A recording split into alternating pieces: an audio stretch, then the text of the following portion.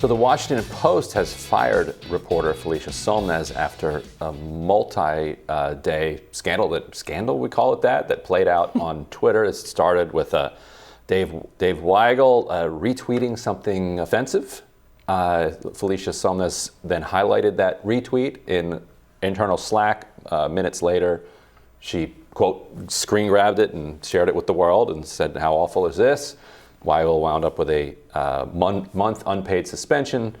It spiraled from there. Sonmez has been fired. Why are we talking about this? Yeah, exactly. I wanted to do an anti-segment on this, but it's true, this does matter. I think it matters, though, from the perspective of that you have people like Felicia Sonmez, who has been at the Washington Post for a really long time, and I think has acted with similar, she was fired on the grounds of insubordination and a couple of other things, like talking about her colleagues on Twitter, which is wildly inappropriate. But Taylor Lorenz does the same thing. Taylor Lorenz was just caught in an abomination of journalistic ethics the week earlier, and they both were, had tons of support within the Post newsroom. And so I think because Sonmez herself, what she was doing shouldn't have even been polarizing in a newsroom of adults. Like, everyone could agree maybe that Weigel shouldn't have made that retweet, but anybody coming to Sonmez's defense where she's publicly attacking a colleague like a petulant child, to me, that's just insane. And the fact that this split the Washington Post newsroom, a group that is supposed to be the most powerful journalists, the best people, they're at the top of their industry, the best journalists in the world, supposedly, is insane. And that tells you about who is writing our news, I think. Oh, the whole thing's embarrassing and childish, and many of the reporters are ashamed that it unfolded this way.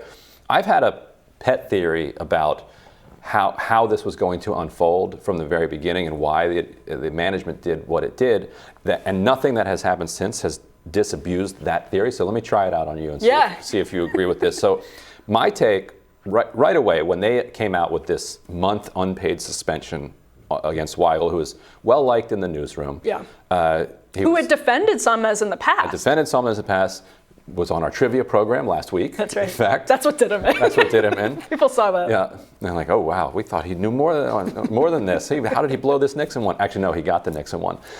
So I think they came with this draconian penalty against Weigel because they thought that it would then turn the newsroom against Sonmez, because they were operating under the assumption that the newsroom would not blame management, who actually doled out the penalty, but would actually blame the woman who called Weigel out for the penalty. Even though it wasn't her decision of what the penalty would be, she was demanding some sort of penalty, and so therefore they were going to blame her for it. She then, I think, played very much into their hands by wildly overreacting and then attacking Jose Del Real and attacking anybody who just days and days and days gradually losing the newsroom, because the backstory here, for people that don't know it, is that she had sued the Washington Post for pulling her off of basically the Me Too beat briefly. Right.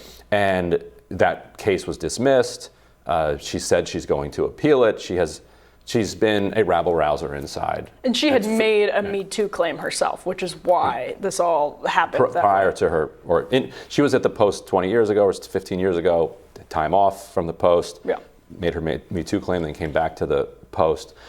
She was also, she was also punished by Marty Barron for tweeting about Kobe Bryant's sexual assault after his death. And I think he was 100% wrong to do that. Like, she was well within her rights to post that. And so the newsroom, because of the lawsuit and because of them wrongly coming after her for that, the newsroom management, I think, was in a difficult position. They clearly did not want her to be part of the institution anymore, but there wasn't anything they could do about it, particularly because she had a lot of support, justifiable support, because of the unfair way that they came after her around the Kobe thing. And so this, I think, was intended to change the dynamic by turning the newsroom against her. Whether that was the original goal, or after they realized if we give Weigel a 1 month unpaid suspension, people are going to be really angry at Sonmez over this. They must have known that. That was obvious. And they went forward with it anyway, hoping that actually she would lose the newsroom so that they would be freed up to make the decision that they did. Now, I think she played right into their hands after Sally Busby sent out an email saying, a reminder, it is against our social media policy to attack our colleagues. Freaking teenagers. Like within minutes, basically, she's attacking her colleagues again. And so that gives the HR department the legal comfort that they would have needed to say, you know what, this is a very clear and direct violation of orders, policies, et cetera. So this is insubordination. It's in your clause here. You're unionized, but the clause says insubordination is cause for firing. You're fired. Well, and I don't think they were playing 4D chess. I think they actually, Weigel's suspension, their hands were sort of tied because of the demands on human resources department and workplace dynamics and all of that. I think they kind of had to do that. I don't think they were playing 4D chess. It was just a benefit of the maybe policy. And they knew they had to placate, not Sonmez, because they probably did know that nothing would placate her, but even some of her defenders. And in fact, what is so telling to me is that they weaponized these identity politics charges. They were counting, a Washington Post employee was counting how many of his white colleagues had retweeted certain things. It is like insane. And it shows, from my perspective, how weaponizing these policies of identity politics makes us worse. It defends bad behavior in so many cases. Like you're weaponizing identity politics to defend somebody who's just behaving unprofessionally, who's making everybody's jobs more difficult, who is undermining the credibility of the institution that signs her paycheck and signs all of their paychecks. It's just wildly unprofessional behavior. Taylor Lorenz does the same thing with herself.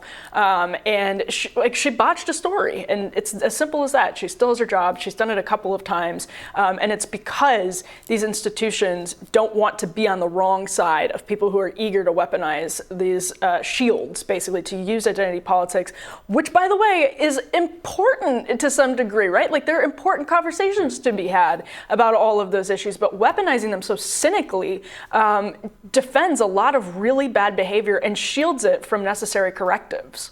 Although I think what this also shows is that we're now in a cultural backlash period. And I think that's been evident. The Johnny Depp Amber Heard trial showed us that. I think it's just kind of evident more broadly.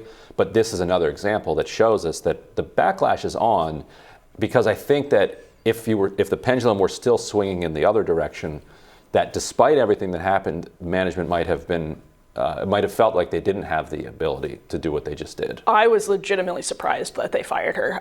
Clearly the right decision, but I think you're right. This is the vibe shift. It is. I wasn't, because I've been sensing this vibe shift, and I think that people inside institutions need to start understanding this. And this is the last point that I'll make on this. When it comes to Weigel's suspension, they have a union. Yeah. And the union is supposed to defend its workers when they're, in disciplinary proceedings.